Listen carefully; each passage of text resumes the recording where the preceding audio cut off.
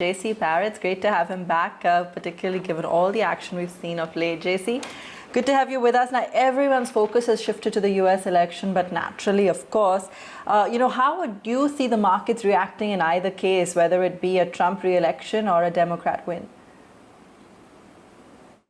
Yeah, the U.S. elections are not anything we have any interest in whatsoever. As citizens of the United States, obviously I'm interested in who the president is, but if that factors into your decision-making in the stock market, I think you already lost. So we ignore what's happening in the elections completely, almost pretending like it's not even happening, and we let price dictate our actions. And the weight of the evidence suggests, regardless of who our president is, that the trend in the stock market is up. So the question we want to ask ourselves is, regardless of who the president is, or the vice president, or the secretary of state, or the Supreme Court justice, or the chairman of the football league, regardless of any of those things, do we want to spend our time looking for stocks to buy, or should we be spending our time looking for stocks to sell? And the answer, based on all of the work that we're doing, is that we want to be spending our time looking for stocks to buy.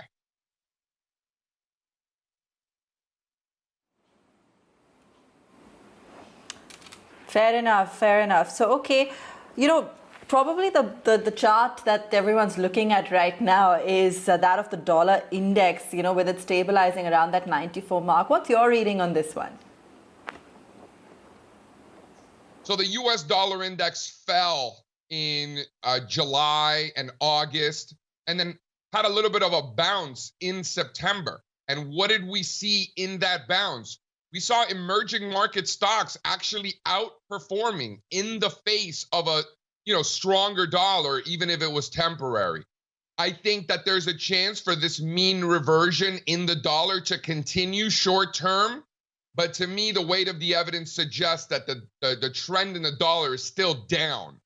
So we want to look, going into the end of the year and going into the beginning of the new year, what are the areas that are going to benefit from a weaker dollar, bigger picture? And I think metals, emerging markets, that global growth, industrial materials sectors, I think that's where we want to focus on.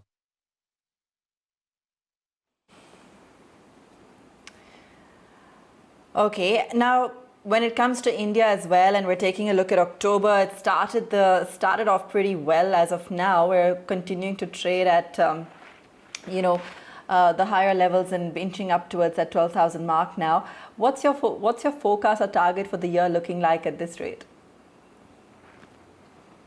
Well, remember, the Nifty 50 really hasn't done much in a few years, right? The Nifty 50 has been flat since early 2018, really hasn't done much. So, and that's really not just a function of what's happening in India, but really what's happening around the world. In January of 2018, that's when risk peaked.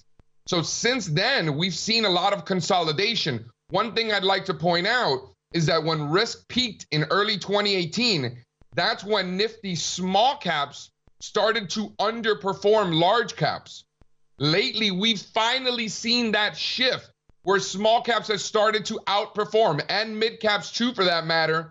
To me, that's further evidence of risk on, and I think stocks continue higher. And then finally, after almost 3 years of nothing in global equities, not just in Nifty, I think it's time to move on. We want to be buying stocks. What about the Nifty Bank, JC? We've seen that rotation towards IT and pharma, with banking struggling to catch up. What's your outlook there? It's not exactly the strongest place. When you look at IT breaking out to new highs, that's strength. That's relative strength. It's positive momentum. These are the leaders. When you look at Bank Nifty, it doesn't look like that, right? We're breaking down. We are underperforming. We are showing relative weakness, negative momentum. So these are not the areas that we want to be involved with. And that's not just in India. That's just more of a function that the bank stocks are some of the worst stocks in the world Look at Europe, look at the United States, you'll see the same thing.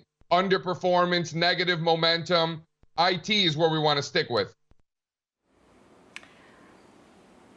Okay, and you've always said that. So talking about IT and pharma then, given where we're trading at, and I think IT is at a life high, Nifty Pharma breaking out of a 5-year downtrend. So how much more room do you see on both of these? Yes, I think it's just getting started. Remember, Nifty IT did nothing for a couple of years and really consolidated. You could see it in the chart of Nifty IT. You can also see it in the chart of TCS, where the stocks kind of consolidated and digested the gains that they saw in prior years, which were very impressive gains. So I would say that the consolidations we're seeing in IT are well-deserved, and now I think we move on. So if Nifty IT is above 19,000, this is absolutely a space that we want to be involved with. I think the Nifty IT index goes to 30,000. I think if TCS is above 2,400, we want to be long TCS. I think TCS goes to 3,800.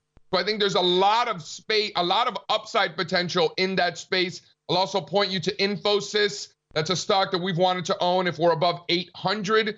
I think it goes a lot higher, up towards 1,300. So absolutely, these are names that we want to own.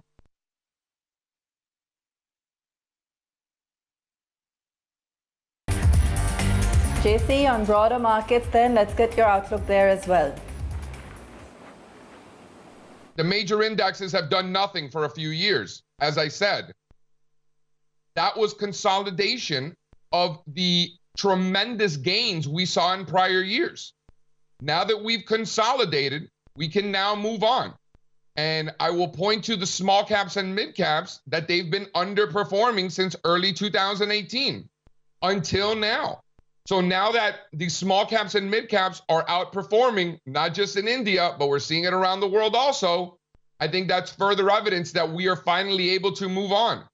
And if the Nifty 50 is above 11,600, we want to be very, very aggressively bullish with a target up near 18,000. That's where I think Nifty 50 goes next.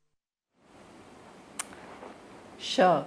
Anything interesting you spotted in the consumer basket?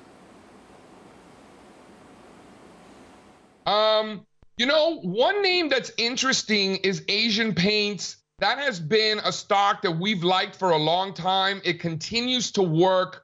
You know, for me, 1,900 is the level. If we're above 1,900 in Asian Paints, I like it long. I think we go close to 2,600 there. If there's one name that stands out that's showing positive momentum, relative strength, I think it's Asian Paints for sure. All right, JC, pleasure as always. Thanks for joining us.